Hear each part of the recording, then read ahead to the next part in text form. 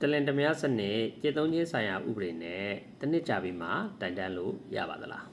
အားလုံးပဲမင်္ဂလာပါဒီနေ့တော့ကျွန်တော် online ကနေမေးမြန်းထားတဲ့မေးခွန်းလေးတစ်ခုနဲ့ဆွေးနွေးမျှဝေပြီးတော့ဖြေကြားပေးခြင်းပါတယ်မေးခွန်းလေးကတော့တလင်တမယားဥပဒေနဲ့တိုင်ကျင်ပါတယ်တဲ့နော်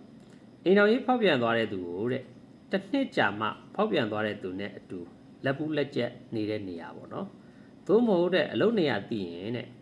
တနေ့ကြာလဲတိုင်ပြီးအမှုဖွင့်လို့ရနိုင်သေးသလားဆရာမတို့ဖြေကြားပေးပါရှင်တဲ့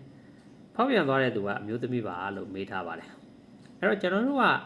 နော်အမှုခင်းကိစ္စတွေကိုအကြမ်းမြင့်အပြင်နှစ်ပိုင်းခွဲကြရမယ်ပေါ့နော်အဲ့ဒါတော့ဗာလဲဆိုရင်ရာဇဝတ်မှုနဲ့တရားမမှုဆိုပြီးတော့နှစ်မျိုးခွဲကြနိုင်ပါတယ်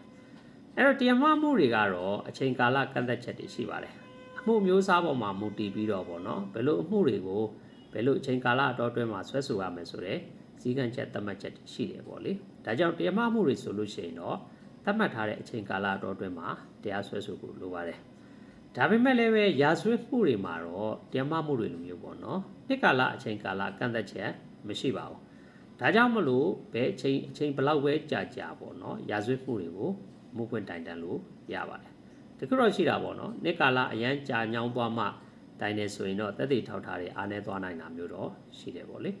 အဲ့တော့ဒီမိကုန်းနဲ့ပတ်သက်ပြီးတော့မှဓာတ်ရိုက်ဆွေးနွေးမျှဝေဖြေကြားပေးရမယ်ဆိုရင်တလင်တမယားစနစ်ကျင့်သုံးခြင်းဆိုင်ရာဥပဒေဆိုတာဟာလေရာဇဝတ်မှုဖြစ်ပါတယ်ဒါကြောင့်သူ့မှာအချိန်ကာလကန့်သက်ချက်မရှိဘူးပေါ့နော်တစ်နှစ်ပဲကြာနှစ်နှစ်ပဲကြာအမှုဖွင့်တိုင်တန်းလို့ရပါတယ်ဒီကအချက်ကတော့သက်သေအထောက်ထားတွေရှိဖို့သာလေအဓိကအချက်ဖြစ်တယ်ပေါ့နော်